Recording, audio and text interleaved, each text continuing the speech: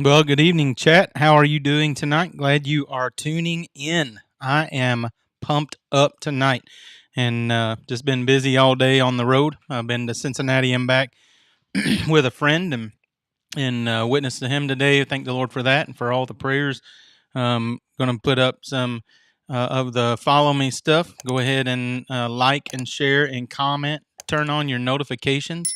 You can follow at Mighty Man Archery 74 on the Facebook page as well. You can support us at the link you see right up here. Follow me at Alan Ball.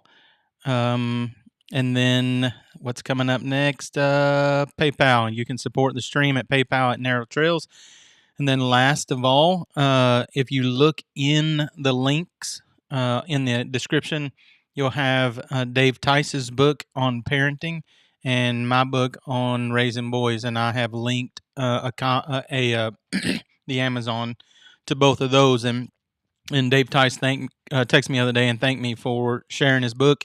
And he has sold quite a few since we started. So I appreciate that too. People getting on there. I'm on the mine is on the Amazon page. Construction of a Young Man in paperback and Kindle edition. You only have one chance to influence your son or child for Christ, and buy it now. Buy it now while it's hot. Buy it now. Oh, just kidding. I don't know how hot it is, but buy it now. Let me ask you a question, Chad, as we get started. There's about 20 people on right now, and so I put just being sarcastic. What is your purpose on the earth? What did you think your purpose was on the earth? And I'm not talking about as a Christian, but like what is your purpose? And that should change for everybody. Marcy, you know how to type on that phone over there. All right. So what is your purpose on the earth? Let's share a few of those. I thought that might be fun. And then along with what is your purpose on the earth, I asked the question, what did you want to be when you grew up? What did you want to be when you grew up? Sam, you want to chat on mine?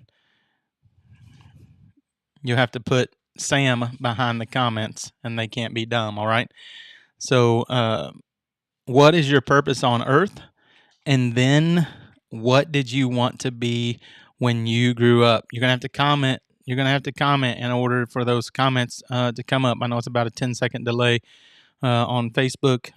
You can actually go into your latency and make it normal, and it'll be about a 1-second delay, but that would be some work. No, not your Christian purpose. Like, what is your purpose on earth? What's your purpose right now? You could just put to serve my mother and father. That would be a sarcastic response. But then, what do you want to be when you grow up? Marcy, do you see people making comments on your stream either? Did you comment? All right. Yeah, their mom says a wife, a mother, and a grandma, and you got to be all of those: a wife, a mother, and a grandma. And so you are fulfilling those. What else? And several of you on. What else did you want to be when you grew up? And what is your sarcastic purpose for being on the earth? Mike, my whole purpose is to just work. That's it. Aaron says he wanted to be a pilot. I think Aaron was going to be a missionary pilot. Who were a couple of the guys that were missionary pilots? Sam said he wants to be a better son, and so that's not too far out of his reach, or maybe it is. Marcy said she wanted to be a wife and a mom, and I made both of those things happen. So you're welcome, babe. Marcy put to find and pick up your stuff, and that's her whole purpose. And I get my laundry right to the edge of the laundry basket, and so she can pick it up and put it in there. And she gives me a hard time about it, so I've been doing it more often than not. So.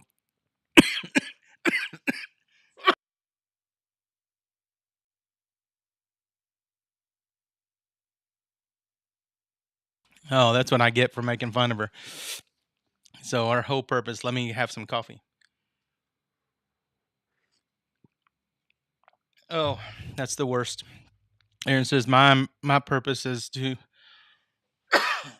enjoy food and every kind of. And I think they ate at some Indian restaurant tonight. I don't know if that's They had curry. All right, I don't know what that is. Curry. I know what a curry is. It's a dog, but what is the food? Indian, Indian. So enjoy it. In my purpose isn't to enjoy food, and so he obviously enjoys Savannah. They are both not consumers, although they like to eat food. They are connoisseurs, or we would call them foodies. Sam says, I say I want to be the greatest banjo player on earth when I grow up. And he's been playing a lot, so learning his roles and picks, and so we'll see how that works out. Pretty soon he'll be playing that banjo at church. All right, so tonight's overview. I got a little. Let's see if this. I might have to turn it down. Yeah, I think it's going to be. Yep, a little background music. Tonight's overview. We've now covered 6 P's. We have covered parenting or a prayer. Pray with your kids every day. We've covered play with your kids every day. Participate with your kids. Provoke your children to think. And so there's plenty they can do to think, and you can teach them. Push consistency. So continually repetitive things, simple commands demand simple obedience. And then the last week's was prove your convictions. Tonight we'll be covering one of something that I really enjoy, and we'll cover that tonight. Something that I have really failed at, and God has had to work through. And so, but tonight in the book time as we study, we're going to look at what is your purpose, and then we're going to look at 1P of parenting. So I'm going to hit the transition break. And then we are going to get into class. You guys aren't very talkative tonight. We're going to have to pick that up. All right, here's a transition break, and we will be right back.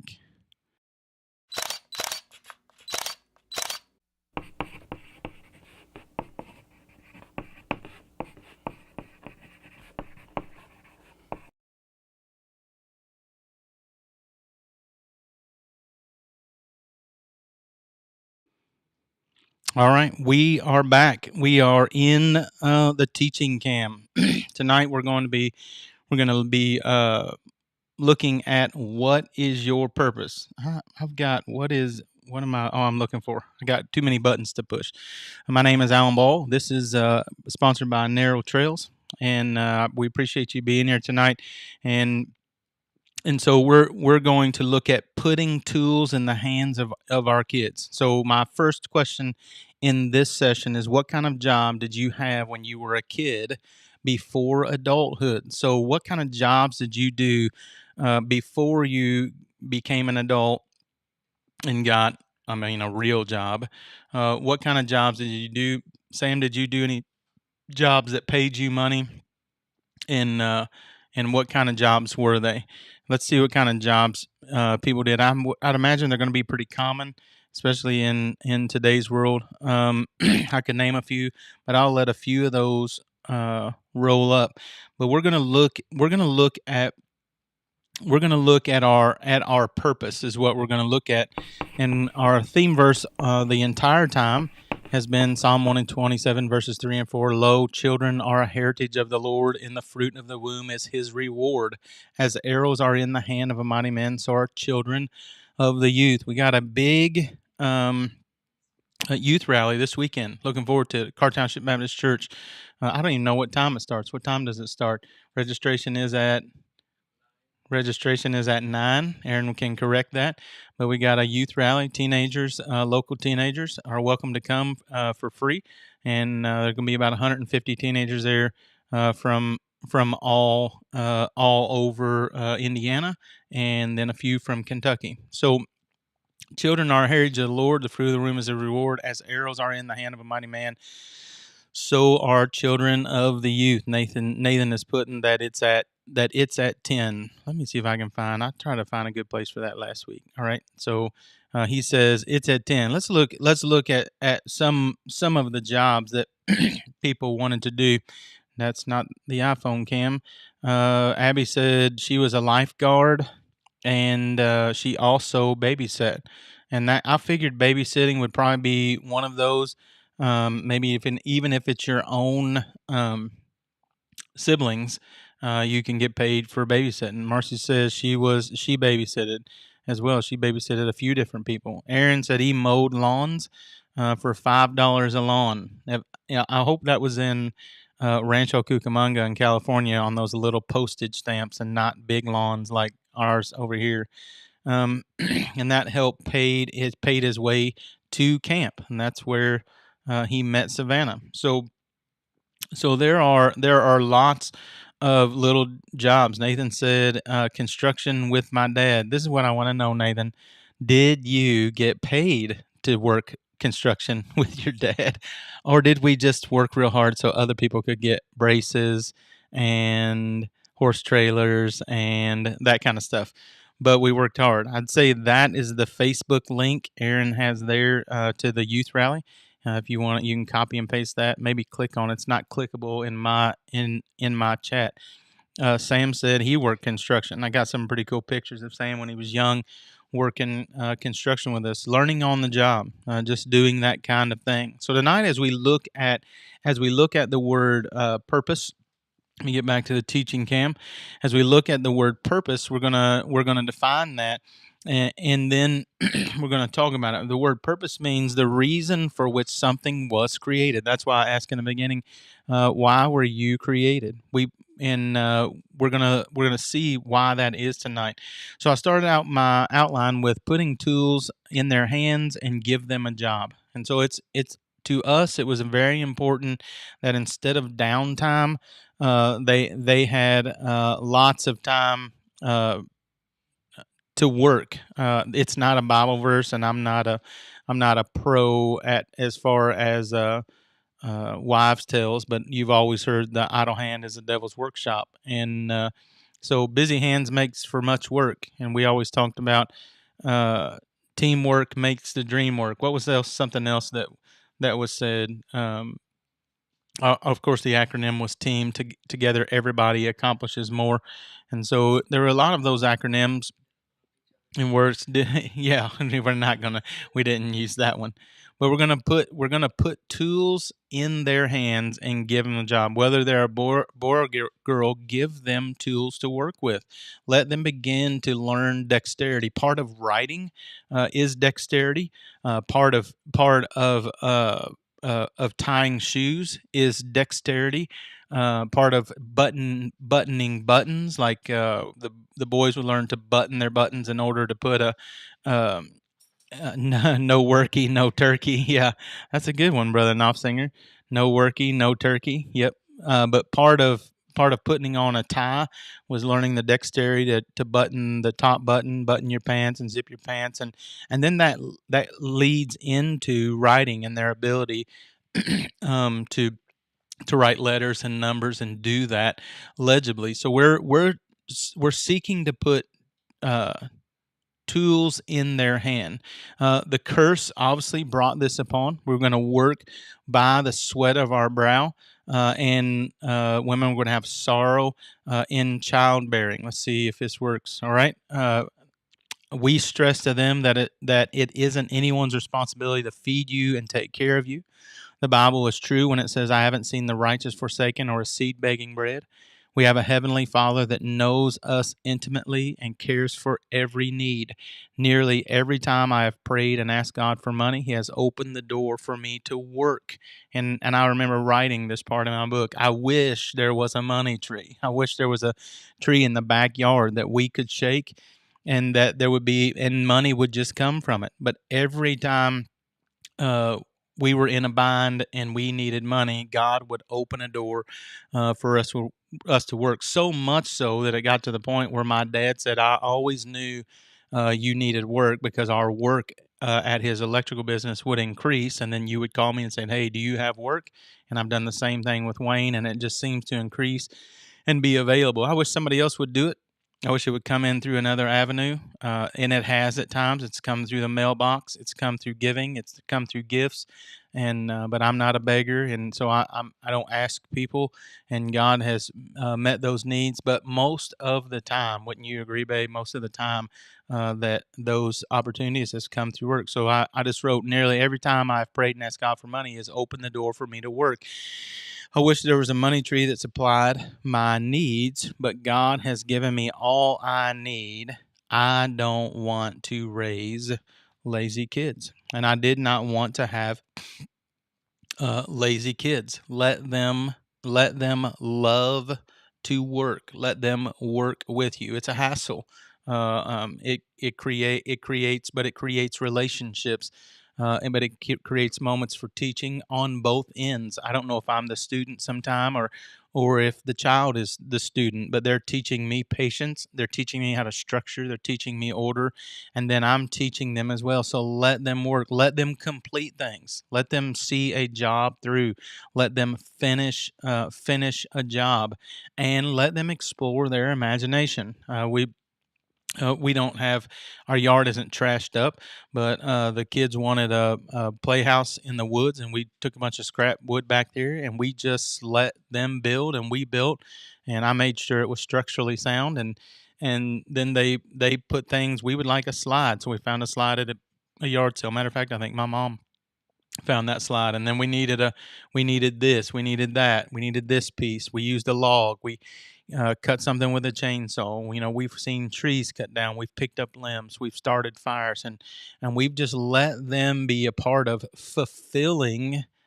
That is God's, we could say his punishment, but it is our fulfillment of that sin contract, that we will work by the sweat of our brow.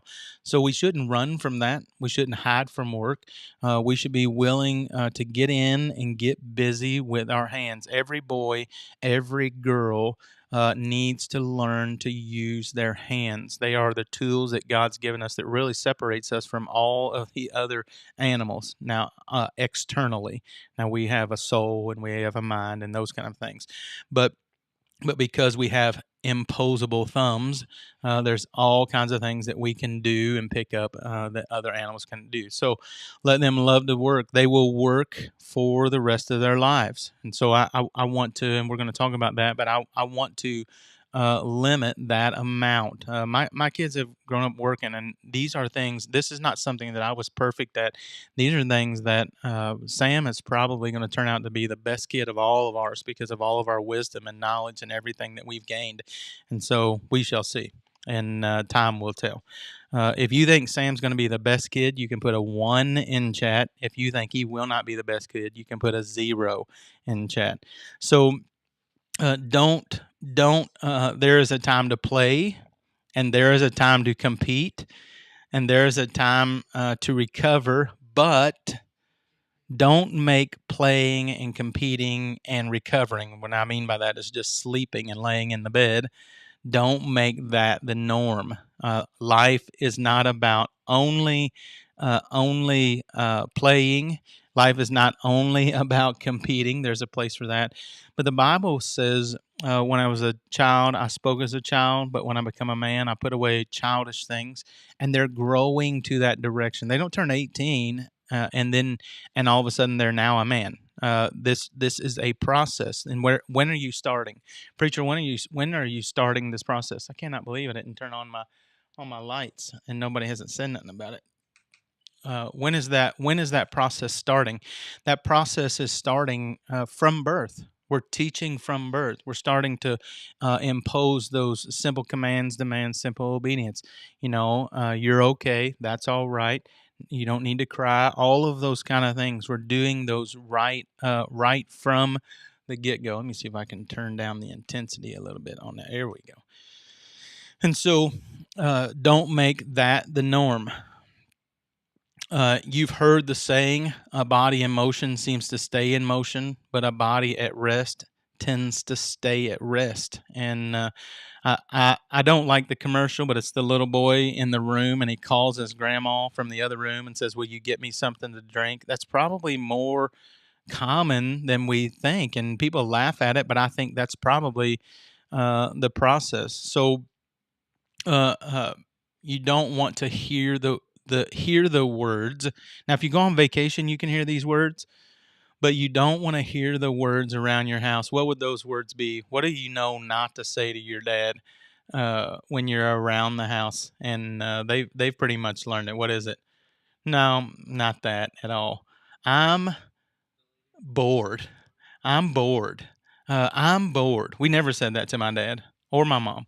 I'm bored. When you go on vacation, the kids would say, "We're bored," and we'd be like, "We have arrived." But around the house, they don't need to say, "I'm bored." Often, if so, give them work. Cook something, renovate something, make a memory, but do it together. You don't know all of the natural processes you are unlocking in their body as a young person and as they grow. That is not just them making memories, but is making them hungry to satisfy and to complete and to do something well. We use those verses: whatever thy hand findeth to do, do it with all thy might. Whether we eat or drink, do all to the glory of God. So you don't want to hear the words "I'm bored." Not just entertainment. You didn't have kids to put them in front of a TV. This is not why you had kids. The TV should never become a permanent babysitter for an hour. For some instructional or something that they enjoy. That it's going to be okay. But you did not have kids to set them in front of a television. In the horse world, the animal is at its best when it has a defined job, has a purpose to live. That's why they are quarter horses and thoroughbreds and different types of horses, but they are cow horses and cutting horses and sorting horses and barrel horses, and that's why they are defined that way. They are trained to do that, and you can tell by their energy level how much they enjoy doing that by when you put them that in that environment and they're getting to do their job. All right, Chad, what is your job? What job do you have today? And homemaker is a job as well. So what kind of job do you have today? What Let's see them. You guys should be over there. You should be typing. So, what is your job today? Your job is, if you don't have a job and you're watching tonight and you're young and you don't have a job, your job is to find a job.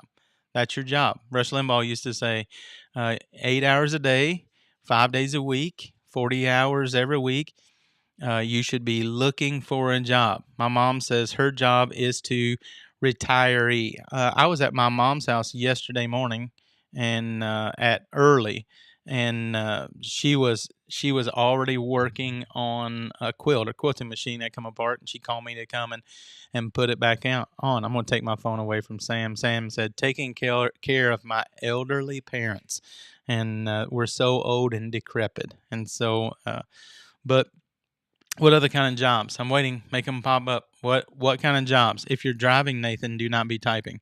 All right. So what other kind of jobs uh, do you have? What is your real job? There's 25 people watching. Like and share. Let me run my follow me and my bell again. Like and share and click on the notification bell and comment. Abby says taxi driver, chaos coordinator,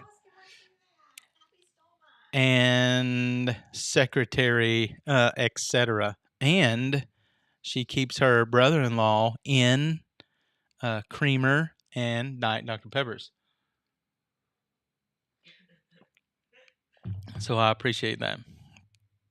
Beth says she's a homemaker and a homeschool teacher. I remember one time Marcy listed all the money that a house cleaner, a homemaker, a cook, homeschooled. It was like $180,000 a year, and I was like, I'd like to see those bones. Like, let's see that money. Sarah says she's a healthcare finance consultant. Nathan says done driving, trim carpentry, and junior teacher. And so these are some of the jobs, but you can see all of these jobs require your hands, require your mind, and those trades you are passing along. In the Jewish culture, each parent was required to pass on their trade. That is why, even if a dad died, if a husband died, a brother was to marry his brother's widow, his widowed wife, and raise up children in their trade, in their family trade. Sarah says foster mama. Yep, her and Hunter are fostering, and that's a great job, and it definitely takes a lot of work. But we see in the Bible that Elimelech and Naomi, they leave the place of bread and they go down to the place of death or dearth, and there both of their sons died, and there's Ruth and Orpah, and Naomi tells them to just go their own ways, because she said if I got married and had more sons, they wouldn't age quick enough in order for Ruth and Orpah to marry them and to have children. And so Orpah left and Ruth stayed with Naomi. So that was the process. Every Jewish culture, that parent was required to teach their trade to their child. That's why Joseph would have been a carpenter, and Jesus would have been a carpenter. Jesus's family would have been a carpenter. Aaron's a construction business owner and youth pastor, and so we're about back to our teaching model. We have a bunch of kids in our. I put every time a task is completed, your body releases dopamine. We should be looking to start and complete jobs our whole life, and the work is never finished. Kids are work. Kids are labor. They are worth the investment, and they are the greatest investment. The Bible says a heritage unto the Lord. That's why if you see a home, or if you see a place that has lots of projects that are started and they're not finished, typically you will see individuals that are depressed because they never finished those jobs. And so we should look to finish tasks and do them well. And the Bible says whether we eat or drink, but the Bible says, let our light so shine before men that they see our good works and glorify our Father which is in heaven. And we have a bunch of kids in our church. I'm around kids of other kids, and there is a vacuum of hard workers, even skilled uh, workers. Our church really pushes boys and girls to work hard, to be involved. The teens have a snack shop most Sunday nights, and as a result of that, they're involved with that. But then we're looking for ways. And I'm growing in that ministry in my mind at putting them to work, teaching them to work in the ministry. Our congregation is full of construction worker types. It's hard to be around us and not be a productive human. I think there's a lot of guilt that goes on if you just stand around and do nothing. Marcy and I are praying about a Titus 2 program for our women and men to share their trade, their stories, their conversion, and their hope for the future. I'm gonna fix that typo. Their hope for the future. So let me ask this as we move forward, because we're going to look at a couple things. Um, what are some chores you did growing up? What are some chores you did growing up? If you're a youth watching this, or an adult, what is a chore that you hate doing, that you just absolutely despise doing? And Sam, you can't put all of them. So what is a chore you grew up doing that you remember, and what is a chore that you hate doing? We talked a few weeks ago about chore books and taking Polaroids and putting pictures in them of the job started and the job completed, or the job completed. Like if we wanted to feed the dogs, we took a picture of the water bowl full and the dog bowl full. This is what we want to do. This is a morning chore. Tuesday was vacuuming, so it was just a picture of the vacuum, and maybe the place where they had to vacuum at specifically. Nathan says taking out the trash was one I always did and hated. And I hated cleaning the bathroom, and we can tell by the bathroom. No, I'm just kidding. But hated cleaning the bathroom. Sam's put taking out the trash and folding towel. Those chores that you do. Yeah, taking out the trash and folding towels. Folding towels has been like when you were younger a few years ago. It was incredible. Uh, hurdle. Grace put, I hated doing laundry growing up and still do.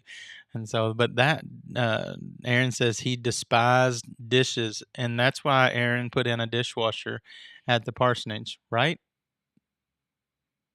No, he is the dishwasher at the parsonage. And so him and Savannah wash their dishes. They don't have a dishwasher at the parsonage. Yeah. And so he says despise dishes and still do. So there are some chores. So our kids moved from chore books to homeschool to greater task. Oh man, Aaron, that was bad news, man. And I'm going to put that on the screen. Beth put grew up cleaning, washing dishes, vacuuming, cleaning the bathroom. Now I hate vacuuming. You have to get a Roomba. I don't know if that would work. Our house is too unlevel with too many different levels for a Roomba. Aaron says of the dishwashers, he married one. I think he meant cook. I married one, a cook. Yeah, not a dishwasher. Yeah, that's what he's saying. So our children moved to greater task, to now having jobs, being faithful stewards in their time and their giving, be involved in church. It's their dream to help, I believe. We'll start the youth rally, and it will be all hands on deck. And we won't have to go looking for people to work. I could list off or ramble off a whole group of teenagers that will show up, and the Bible says that we should provoke one another unto good works, and they will provoke each other to good works, and then they like working together. We call it, I believe the word is called synergism, but together we accomplish more. uh, so two people can do more than what one person can do, and three people do more than what two people could do. And so they begin to work together, and lots of things get done. We had a dinner at church just a couple of weeks ago, and it doesn't take the teens and some of the younger men. It's about 5 minutes to tear down our auditorium and set up all the tables, and then the ladies to get all the food and stuff out. And we had a big crowd that week, and things went really well. Abby says she had chores. Chores had growing up was mowing the yard, laundry, vacuuming, unloading the dishwasher. She said I dislike laundry, folding and putting it away. Is that still today, Abby? You still hate folding it and putting it away? Maybe somebody else could comment on that. But uh, it was their dream, our kids' dream, to help instruct and lead people, and we're hoping that that hard work will then translate into leading people in the ways of Christ in life. Some of their first words of accomplishment. What is one of the first words, like what are one of the first phrases that comes up when children complete something at a young age? I mean, they first start with maybe I can do it. And then once they start accomplishing things, what do? They want your recognition, and they say, look what I can do. Look what I can do. And they will take, and there's been all kinds of different silly skits off that phrase, but really they just want people to see what they can do, their independence, and their ability to do a task and complete it. And I mean, just folding blankets and that kind of stuff. But they say, "Look what I can do." They have purpose. That's what this is. What is their purpose? This is what God created them for: to serve, to work. Yeah, Aaron put, "Just look at it." Yeah, just look at it. Savannah put, I hate cleaning the shower. I hated cleaning the shower as a teen too. Did she have to clean the shower here at our house? I think everybody in the hall, everybody that wanted independence in our house had to clean the hall shower. So they were no longer in our shower, because when guests are over, they're near the hall shower. And Marcy was kind of, I say, she lorded over the hall shower and making sure that it was clean. So when guests come in, they didn't look in our hall shower, which I don't know any guests that do that, but look in the hall shower and see that it wasn't clean. So doing work gives them purpose. Serving God is their vocation, and working a job is their avocation. So let's look at a couple of those. Let me get back to my teaching camera. All right, purpose is going to go away. we see there up above me in the sign is why was I created? And so we're going to look at the word vocation. What does it mean? A vocation is a calling by the will of God or God's purpose for your life. Let's see what Bible verse we have to go along with that. And the Bible verse is Ephesians 4:1. It says, I therefore, the prisoner of the Lord, beseech you to walk worthy of the vocation wherewith you are called. And what was vocation? It was a calling by the will of God or God's purpose for your life. And so then what is my job? Like I was an electrician. What was the purpose of me being an electrician? Was being an electrician I thought that was my vocation. And I think for the world, the job that you just said that you do is your vocation. But once you trust Christ as your Savior, now your vocation or your job is serving the Lord, and so you're doing that with all of your might. Let's look at avocation. This is our job. So once I got saved, serving God was my vocation, my calling, my work, and my avocation is a diversion from your vocation.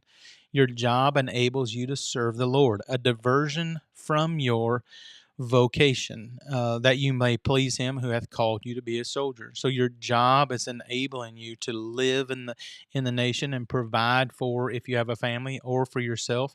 And in that provision, you're doing that work that will enable you to serve God. Paul at times had to make tents because he did not have enough income, and he did that so he could serve God, so he could buy food, so he could get to the next place, those kind of things. And so that's your vocation. Paul writes there in Ephesians 4:1, I beseech you therefore, uh, I, I, I beseech you to walk worthy of the vocation wherewith you're called. And the vocation he's talking about is the service to the Lord. But probably one of the biggest tasks that our family took on was when we did a flip house with the Bakers, and Caleb was to help us. But right as we started, he took a full-time job, and Nathan and I went to work, and we learned tons of stuff together there. Our family worked together there. They saw kind of what I did on a day-to-day basis as a construction worker, but then they worked side by side with me. Chat, when you moved out, what kind of things do you need to have? What is something when you move out? Uh, for those of you that aren't youth watching tonight, and maybe some of you teenagers can say as well, but when you move out, what is something that you need to have? You know what we're talking about purpose, their purpose for life. When they move out of their home, what is something that they need to have? And then not what are you thinking about spiritual things? Yeah, you have to have these things. What are some things you would have to have? If you had an apartment, if you bought a house, if you bought, you have to have money. Money can buy you everything that you need to have. So when you moved out, what kind of things do you need to have? What kind of things when you moved out did you have to buy because you did not have them?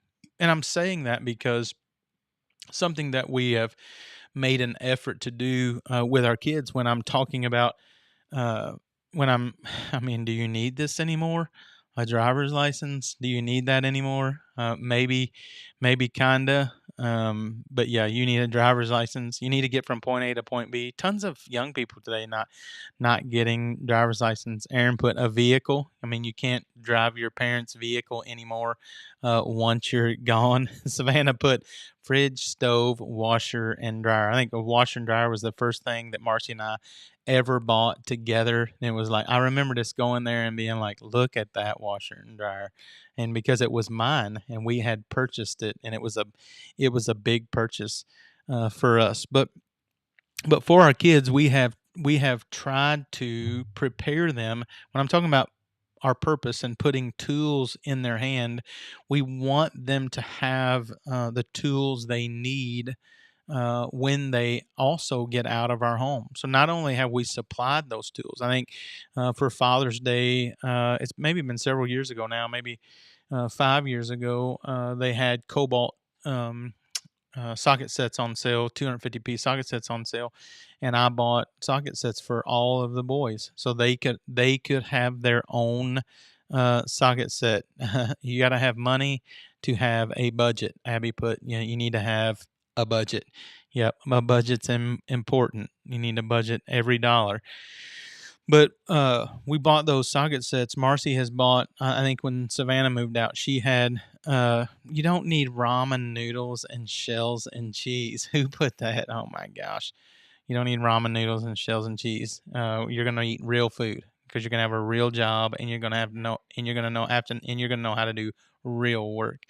And so Marcy had put together, I think for Savannah and I think for Grace as well, a hope chest that is a complete set of kitchen utensils and plates and pots and some blankets and spatulas, kitchen stuff that would do that. We've bought tool sets, and obviously they have boots and clothes, and they have hand tools. All of them have tool bags. I think all of the boys, Sam doesn't yet, but all of the boys had a chainsaw because that would be something they would need as a man. They all have shotguns and rifles and handguns, and when they get ready to move out, they will have those things as a basis. Why, preacher? Why do you do that? Because I want them to have the tools that they need when they move out to be successful as a husband or a wife, and to not have those holes. And we've taught them how to use those tools, and we'll talk to our special guests in just a little bit about that. So we have these boxes for our kids, and then for birthdays and for specific jobs. Like every single job that we've ever done, if we have to go to Home Depot or Lowe's or Menards or PC or wherever and purchase tools, Aaron does as well. We buy enough for every person to have their own tool bag, and they put that tool in their tool bag, and now they have access to it. They have nail pullers and hammers and different types of crescent wrenches and needle nose pliers and side cutters and that kind of stuff. So they always have access to those things. They've learned how to use a sawzall and a drill and a sander, and they've learned how to do those things. Because these are things that will enable them not only to fulfill their role as a husband or a wife, but it will also enable them to be successful and provide for their family.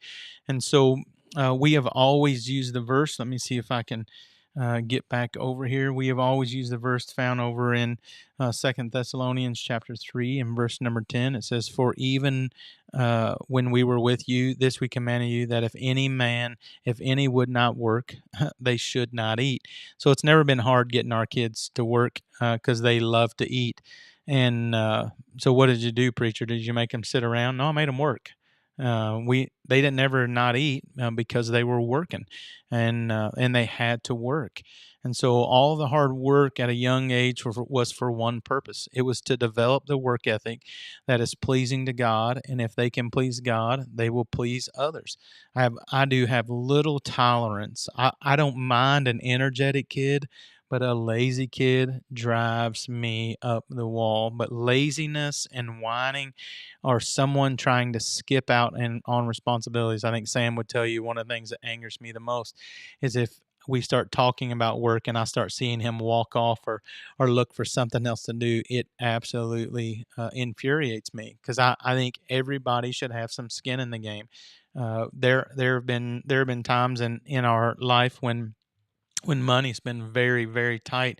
There was a time just a while back where we told the kids, the twins were young and Sam was younger, and we were just like, look, the chore money is going to be out, but everybody still just has to do their work, and you can be thankful for the chore money that you had, because not only were we give them the tools to work, but we wanted to give them the tools to learn how to steward their money. So we had given chore money, and they didn't get chore money if they did not complete their task, but they were still responsible to complete their task. But they understood then when money was tight. They saw that. They looked at the budget with us, and they saw that. And I mean, we're a family. We're all in it together. We're a team. We're jointly fit together.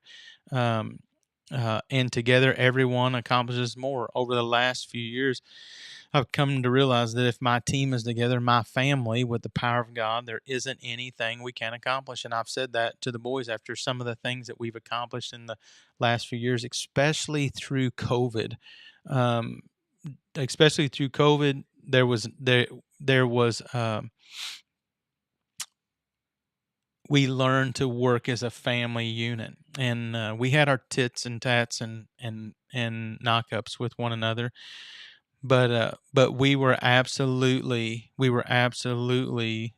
concerned about one another and the future and where our country was headed, and so we worked and worked and worked during that time, just beyond just the live feed stuff, but working as well. And I just remember thinking, if God empowers us, there is nothing that we cannot accomplish. Uh, uh, we want to have fulfill God's purpose for His will, and for our lives. Beth asked the question, "What age should a boy start mowing grass with a riding mower?" And all of our boys have started mowing around the age of 13, and they were responsible before that for the picking up of the yard, the picking up of the sticks, and I'm telling you, that chore aggravated them to death because they wanted to be on the mower, and then but at 12 and 13, it wasn't free ride with no supervision either. Uh, but they learn. I would mow the exterior and then give them a portion and give them a portion and give them a portion until we increased to a place where they were capable. And I know Todd would be too, but I was very dogmatic about how it was done because I want it done a certain way. Caleb kind of set the bar for that because he worked for a landscaper when he was 17, and that's all they did is mow. All he did is ride on the back of a mower and run a weed eater, and so he has pushed Nathan and Sam as well. And that Caleb will even come in the yard now and bark at Sam about this or that or how it was done and how this line wasn't straight. And so I would not say younger than that. I mean, everybody obviously can purpose in their heart what they believe that should be, but man, with a zero turn, with the speeds that they run, and that kind of stuff, and then I know what kind of mower that or Todd has. Uh, I would not start before around the age of 13. We had golf carts and four wheelers, and the younger kids had go karts years ago, and they had already learned how to drive, to brake, to accelerate, and do those things, to pay attention. And we've grown up around tractors and skid steers, and and my brother's got a track hoe, and they've all operated that, but they had learned to operate those things before we put them on top of the mower. I think for you guys, maybe especially because of your property, beautiful piece of property, it'd be great to have a golf cart and be able to buzz around from A to B and let John learn how to operate that and handle that, be responsible with it. And they all got in trouble over it and had the keys taken away for periods of time. They had to learn that process. But obviously a mower has a blade on it. So we are a team. My second excerpt from my book says, I just put, "Friend, what is first in your life?" I challenge you to go to your pastor and say, "I want God to use me." I would ask for his advice. I would ask for your pastor's advice. I would take his criticisms seriously, then develop a plan to lead your home and children. There will be many obstacles and setbacks along the way, but don't ever give up. Just keep pressing towards the mark, and that's what pressing is. It's a continual effort, a continual move. And so let's look tonight at our P. If you have any questions about that, or maybe a comment, you can put those. And as we're looking at the P of parenting, I'll read those and go back over those as well. Our kids started having to put their shoes where they go when they were, when they could walk. 12 months, 14 months, and then pick up their toys. We didn't have a big home, so one had to be put away before another one was gotten out. I mean, that's the process. Zelda and Judah just left, and they wanted to do this, play with this toy, then they wanted to play with this toy, and Zelda just says right away, "We have to put this up before we can get something else out." And so, yeah, I know Savannah does that as well. And otherwise, you just have stuff strewn all over the place. So just picking up, putting away, picking up, putting away, and that's a chore. That's a process that will determine with our kids. I mean, and we don't have ice cream all the time, and we don't bribe our kids with ice cream, but that type of behavior will determine if we had ice cream or we went and got it when they were young, whether or not they got that reward for a days of obedience, not just because they were kids. Did they always get that? All right, so our P tonight, let's look at it. What is it? Let me get back to teaching Cam. Here we go. Don't blank to wrath. Don't blank to wrath. What is the P? Don't provoke to wrath. Do not provoke to wrath. Good job. Way to raise your hand, Sam. Don't provoke to wrath.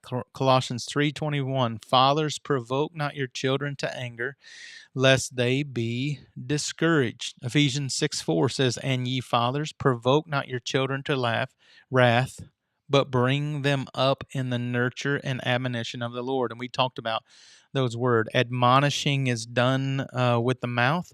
You admonish. We looked at rebuke, reprove, exhort. And so you admonish with the mouth, and that is the rebuke is a face to face. And so and then the word nurture does not mean to coddle or hold. Nurture means to direct or correct, and that may be the rod of correction, or that may be the rod of direction, where you pull something apart and say, "We do not do it this way. It will not get put away this way. This is how I want it done." And so, and you have to be, and all of these things, they go together when it comes to when I look at my book, as far as they are just literally pieces of construction. This has to be done consistently. So let's rattle through these. Let's get this erased off of here tonight. I hope you enjoy that little eraser, and let's look at how can you provoke them to wrath. And you may have to come back and look at these or copy these down. But how can you provoke them to wrath? Number one, physical abuse. Physical abuse can provoke your children to wrath. This would be discipline done out of the wrong heart, or actually just hurting them. Instead of being respectful. All right. Number two is unreasonable demands. Unreasonable demands. A task that they are not able to complete. We need to push to their full potential, but understand their age factors into that. So an unreasonable demand can provoke to wrath. Improper language. All right. So when I say that, we probably automatically mean cursing at our kids, and that could be it. But I would say, if you want to provoke your children to wrath, do not mock authority. Later they're going to have great hurdles when it comes to authority. The Bible says, "Speak thou the things that become sound doctrine."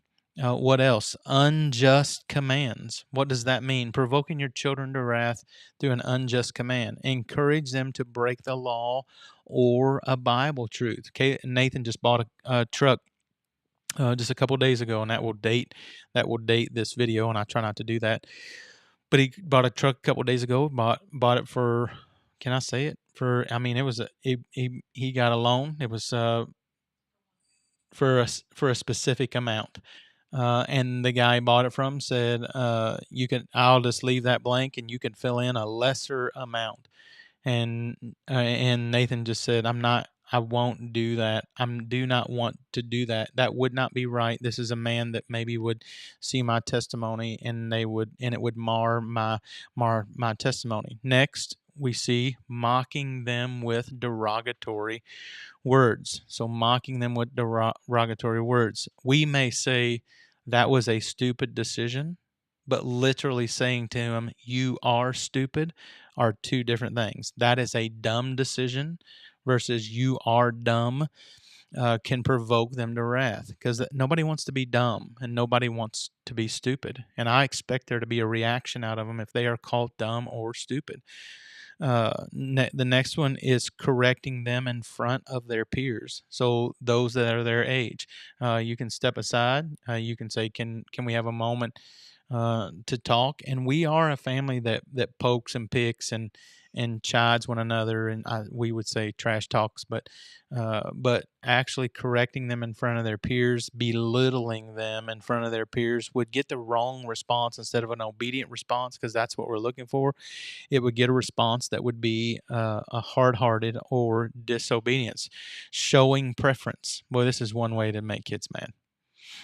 When you show preference, if you have 2 or 3, 5 or 10 kids, and you'll cause your kids to hate one another, you'll provoke them to wrath between one another. They should love one another. They're in the future, siblings should be best friends.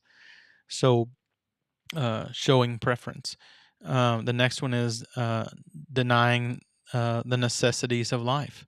Uh, that that provokes them to wrath. When I deny them the things that they need for life, right? You had them. You should be working hard to meet their needs, and I'm not talking about their wants and desires, because there's going to be some anger when it comes to that. When it comes to cell phones and what age they can have them, and everybody else has them, and that kind of stuff, you may have to stand your ground. But but literally denying them the necessities of life, it can be very angering. Not allow proper recreation. I mean, if there is never time for fun, I know in the state of Indiana, really, in the school system, you're not allowed to take away recess time. But they're really, I know it's hard in a punishment or correction. It's really hard to do that uh, in the public school setting, and so you may set them during recreation time, but your child needs a certain amount of recreation. You may not buy a trampoline.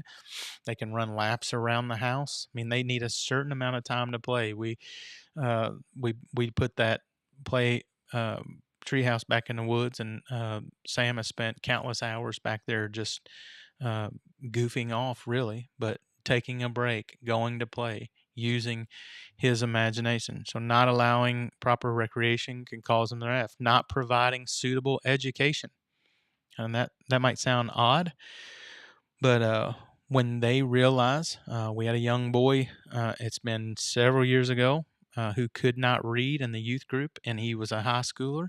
And man, I would make him read, and I would help him read in front of his peers. And Marcy finally told me I had to stop doing it. But it angered me that the school system had failed him, or his parents had failed him, and he just could not read because he was capable of doing other things. Matter of fact, he's got a good job today, but it angered him because he did not have a suitable education. He could not do simple math problems, and it was very frustrating. And that's very unfortunate.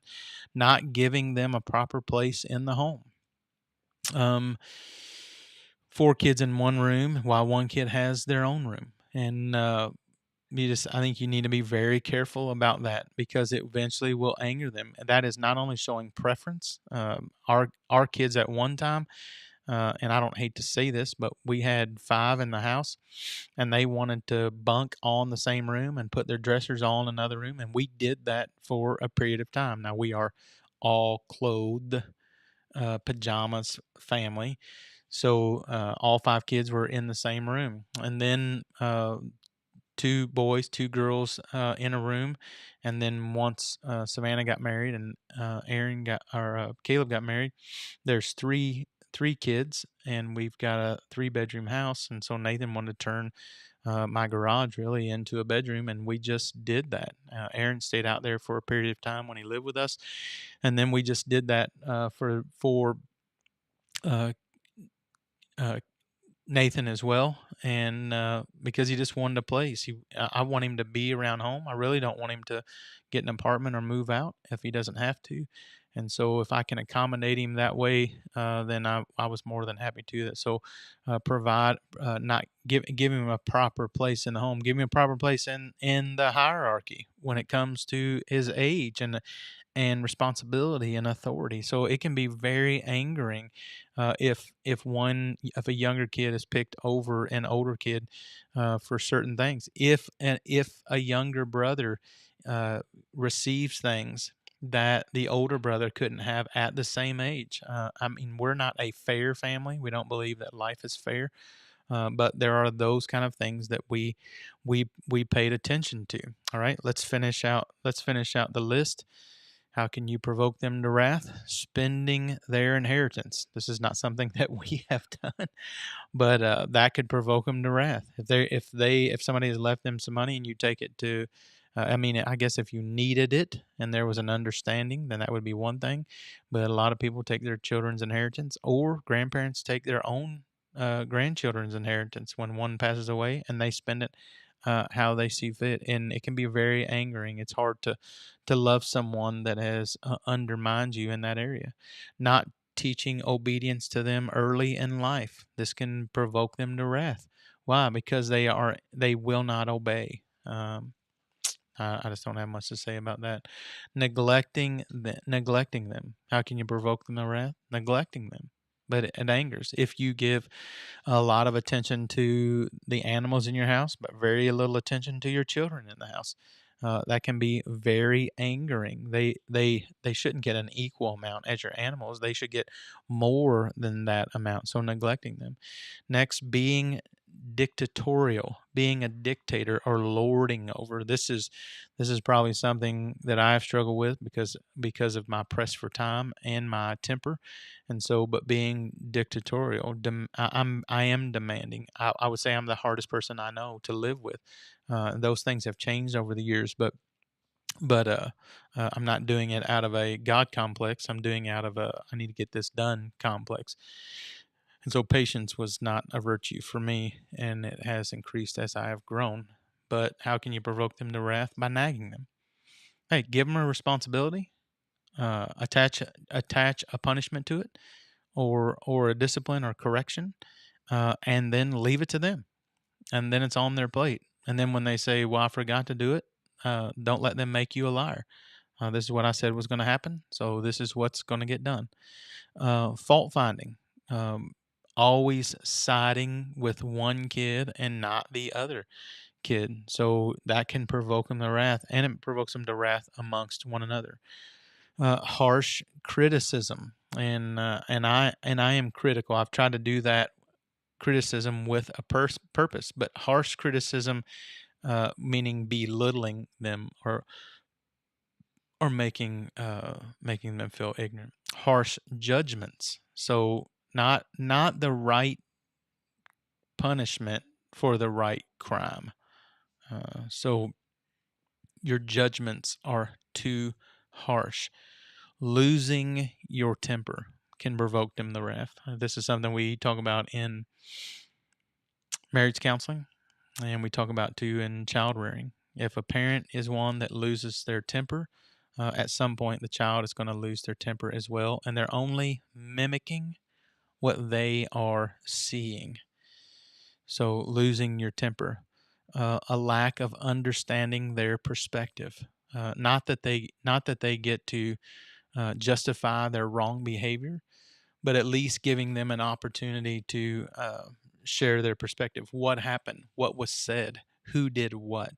Not jumping down their throat before they have a chance to respond. And there have been times when I've said, "Look, I just don't care.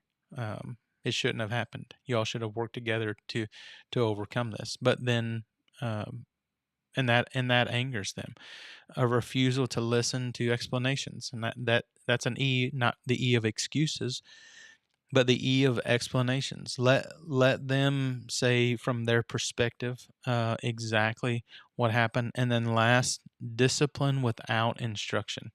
So discipline without instruction. We grew in this as we parented and as we went to family camp.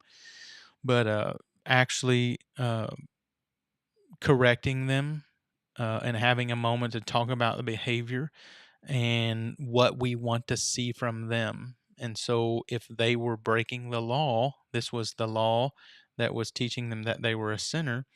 But then because of the law, there is sin, and because of sin, there is separation in relationship, not in position, but in our practical life. Uh, there would be discipline without instruction. Not, why did you do this, and why didn't you do that? What is something you would say? I'll give 1 minute. It's 9:10. I'll give 1 minute. What is something you would say? And be careful what you say. But what is something you would say? What is something that maybe a teacher or a coach, if you're going to say a parent, let's be careful about it. But you would say provoked you to wrath. What is something that angered you growing up, that you saw an injustice of sort? What is something that was? I'll give you a moment to type that out. We got plenty of viewers on here, so somebody should be able to say something. But what's something that provoked you to wrath, babe? What's something that angered you? Uh,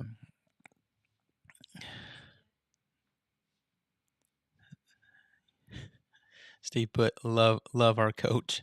Yeah, yeah. As a kid, as an adult, what is something that angers you, um, or provoked you to wrath? An unreasonable teacher. Yeah, one that won't let him just get away with doing nothing or having all of the wrong answers on a paper. Look, I tried. You can see my work. Getting yelled at. That's something that angered Marcy. If she was just yelled at, um, I've never done that to her. I'm thankful, and that wouldn't have provoked her to wrath. She does not like for people to raise their voice at her. She likes to raise her voice a little, but that's Abby put verbal abuse, and fault finding. Yeah, and that creates an imbalance in every home. Fault finding is very dangerous. It creates an imbalance in the home, and we may have our druthers. We have kids that are bent towards maybe not being as truthful or getting into mischief, but at the same time, we want to give them space to grow. We want them to have the opportunity to choose to do right, and so those are just a couple things there: verbal abuse, fault finding, getting yelled at. And so we're going to break, and I'm going to bring in my special guest, and we're going to ask them some questions, and we'll be right back.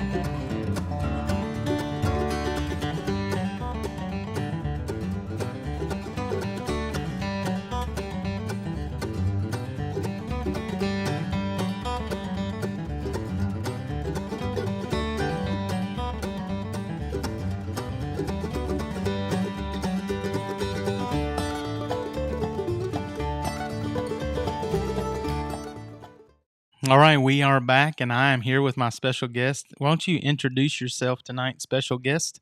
I am Sam, the youngest of all six of us. The youngest of all six of us. What makes you special, Sam? Lots of things. Like what? What would you say?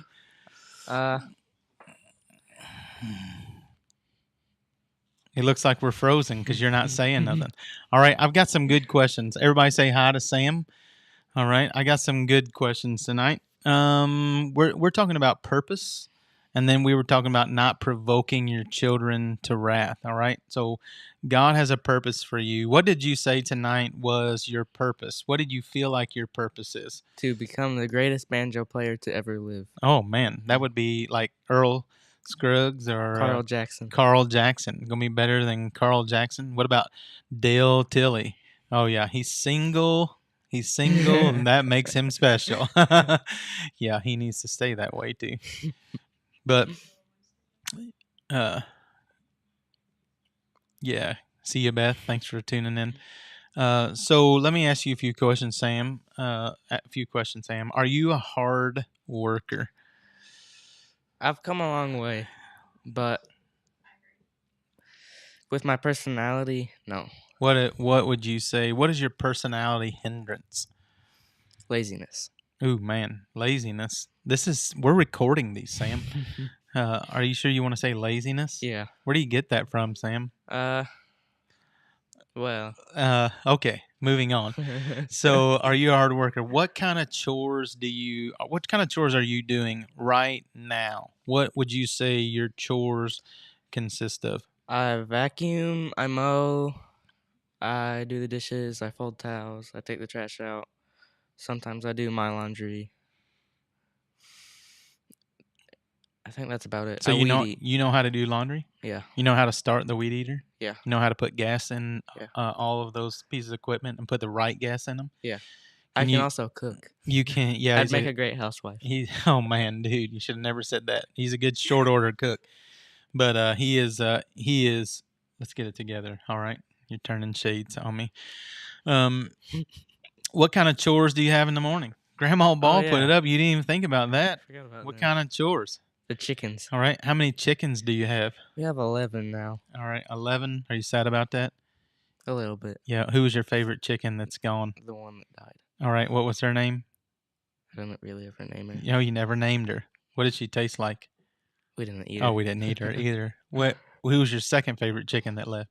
The rooster. All right. What was his name? Chuck Norris. Chuck Norris. All right. Yep. He had some kicking boots. He lived up to his name. Yeah, he did.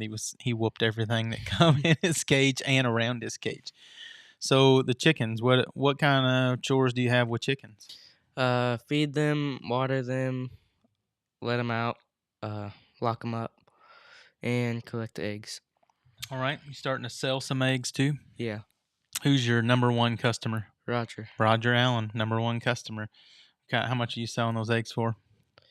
$4. Yeah, they won't even cover the feed, the bedding, or everything we had to put in for him. But man, he's learning a lot about chickens. Yeah. How did you feel the first time you had to go in and grab a chicken by the foot? I was pretty nervous. Yeah, like nervous, like you were grabbing a hornet's nest. Yeah. Yeah, and then now you just go out and catch them and put them in.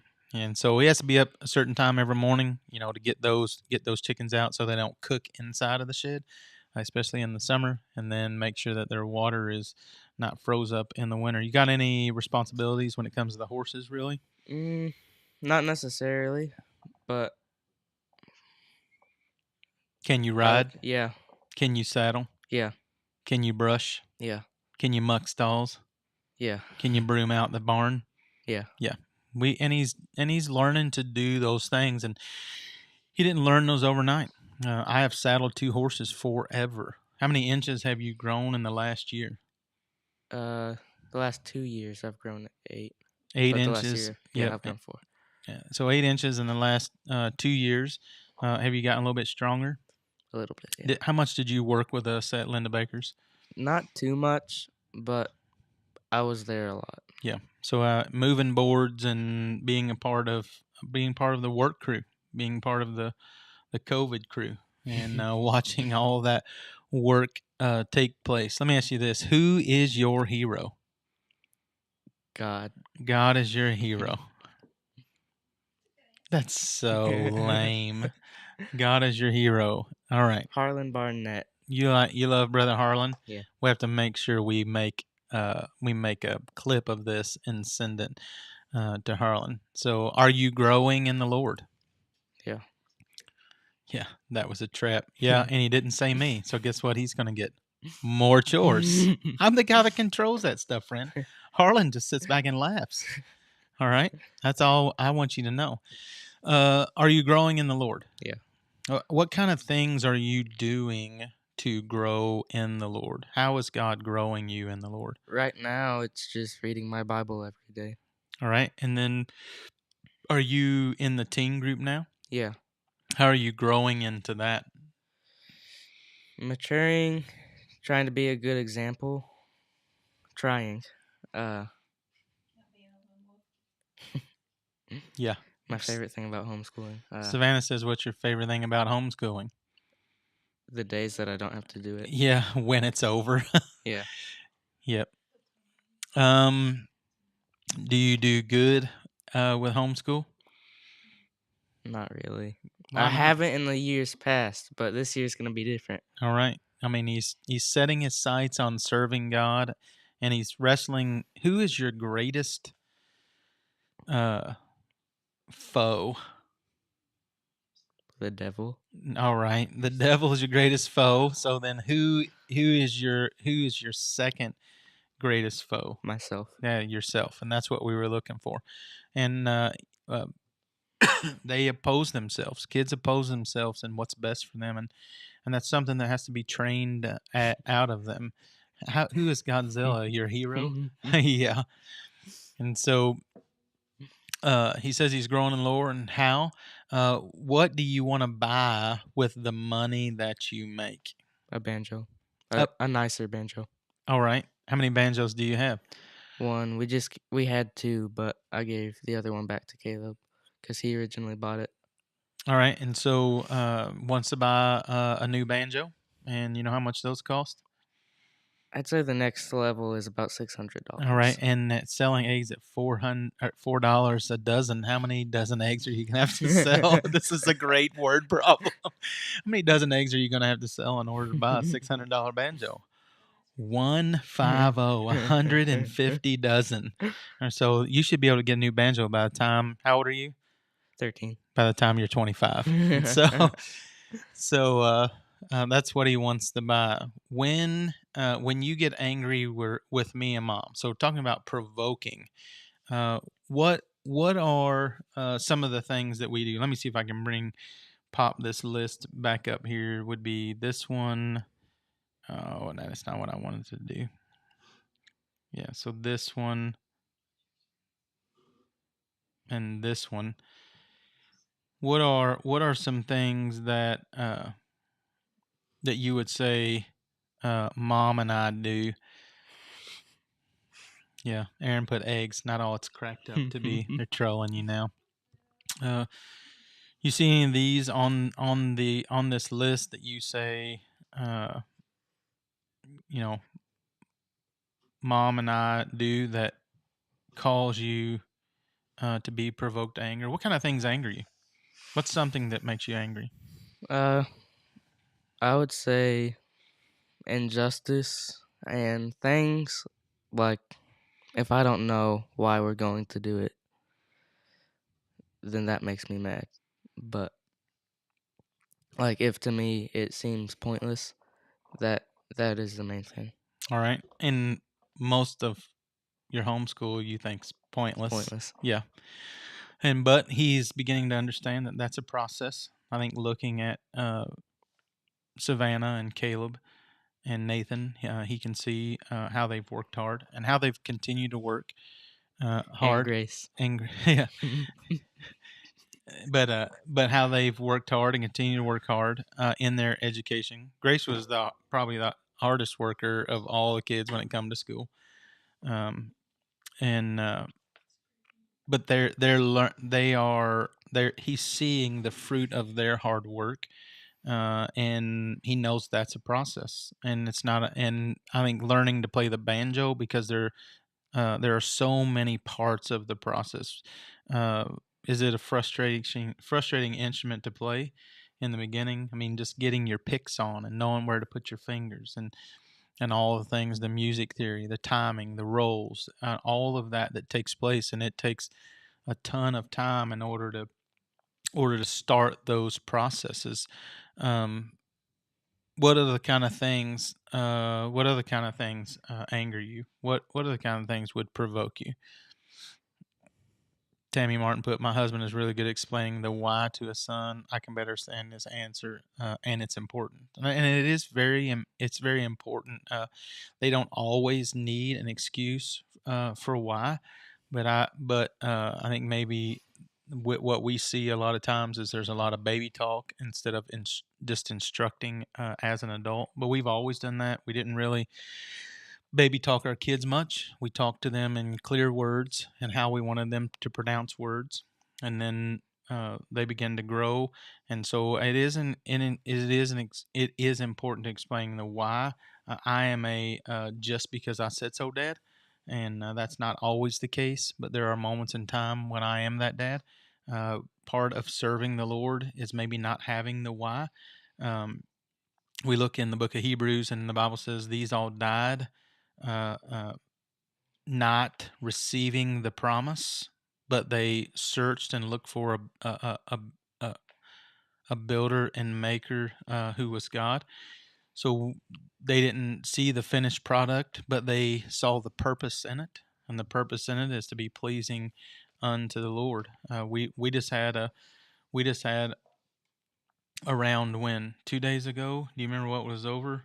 Uh, Uh, oh, it was on Saturday. Yeah, and we were cleaning up the yard, and we were talking about just the process of cleaning up. What did you learn anything from that? yeah. What did you learn? You like things done a certain way. But I didn't learn it. I was reminded of it. but you already knew that. And I like things done a certain way. God likes things done a certain way. And if you know the way God wants it done, then you should do it His way and not your way. That's what submission is. And the kids have learned they will not be in authority until they learn to submit to authority. And so that's been a process that they've had to learn over time. And they want to be in authority. They want to be leaders. They want to process and work.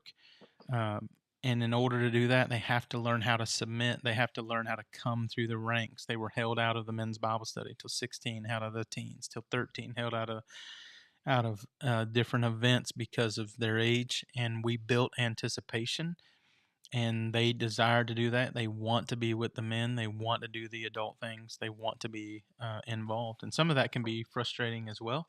But I will say to Sam's credit this year, Tim Vandegrift, and maybe it's just because he'd had nobody else, and he called 200 kids, and you were the last one on the list. But at least he did call you, and he wants Sam to come up and help work at the women's retreat, the men's retreat, and as a result of that, he's going to go up and he's going to work hard. We'll go up and work with him some as well. We want to see ladies come to know Christ and men come to know Christ, and we like our heritage there at Hoosier Hills, and we want it to look nice. Do you like serving at camp? Yeah. What do you like about camp the most? The people. You got Just the friends? fellowship. Yeah. Yeah. Do you like you got preacher friends? Yeah. Who are some of your preacher friends? Not preacher kid friends, but your preacher friends. Don't leave none of them out either. Yeah. All right. Jeff Jones, Dave Knopfsinger, Ted Mock, Harlan Barnett. There's a lot more too. Who else? Mike Kleitz, Mm-hmm. Larry Hoff, Yep. Dwight Kaufman, Yep. Chris Chavez. Yep. Who else? Mm, All right. So that's several. yeah, there's a Yep. lot of them. We're around preachers quite a bit. We sing Stephen out quite a bit. Frost. Stephen Frost. Yep. Curtis Clifton. Yeah, Curtis Clifton. And so we love Stephen Russ. Yeah, Stephen Russ. I haven't met him. Yeah. Oh, I've met him once. yeah. Huh? Yeah, Josh Poole, Brother Poole. So lots of preachers, lots of preacher friends. They like Sam. They think he's quirky and funny, and but uh, they are attracted to one another, and I want them to be attracted. I want them to be involved. I want them to be in the mix. I want God to use them, and I want them to learn how to serve the men of the Lord and walk beside them and be trained by them, listen to preaching, taking a notebook and a pen and learning how to take notes and be led of the Lord, learn how to write things down in their Bible that encourage them and provoke them not to wrath, but provoke them to think, provoke them to good works, provoke them to serve God. Anything else you think, Sam, tonight that you'd like to say? Do you have a sponsor? Nothing else you want to say? I mean, I'm looking at your face, and I'm just like, I hope they can't see all them wild whiskers on camera. It's about. Well, you've got to show me how to shave. Yeah, it's you don't I want to just start. buzzed these off with an electric razor yesterday. Yeah, with your mom's hair razor for her legs. Oh, it's your. Oh yeah, okay, yeah. but it's fun, and we enjoy it. Lot of work to be done. There's a lot to be said in tonight's program. I'm asking you again to let me see if I can back this up and I'm asking you again to like and share and subscribe and hit the bell notification so when you know when we're live. Be sure to share this if there's somebody that you know that has young kids. These are all collected into a playlist at on YouTube, and so they can go there and watch these in consecutive order. And we appreciate that. If you have questions or comments, need help with your kids, be more than happy to take your phone calls or text messages or emails, and all that's provided as well on the Facebook page. And so we appreciate our time tonight. Nothing else to say? September, I think 6th, I'm going to be starting a study on David for kids, I guess. Yeah, Right? we're probably Homeschool for kids? homeschool kids, probably be at 10 o'clock on Tuesday mornings.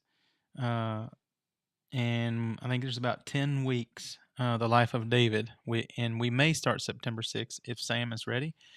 But he's studying out 10, and we'd love for your junior age / teenage homeschool kids to set in, be for free, and just be some of the things that he's learned about the life of David, one of his favorite characters in the Bible. Yes? Yeah. Yep. And so we're looking forward to that too. Is that it? Yeah. All right. Glad you joined us tonight. Glad you tuned in. Looking forward. Yeah. I already talked about the youth rally. Who said? All right. Yeah. Okay. So the youth rally's this weekend.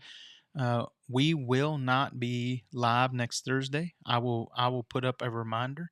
We'll be out of town at our church campout, and so we will look forward to seeing you in 2 weeks on Thursday night. Appreciate you tuning in, and appreciate you being a part of the broadcast. Have a good night.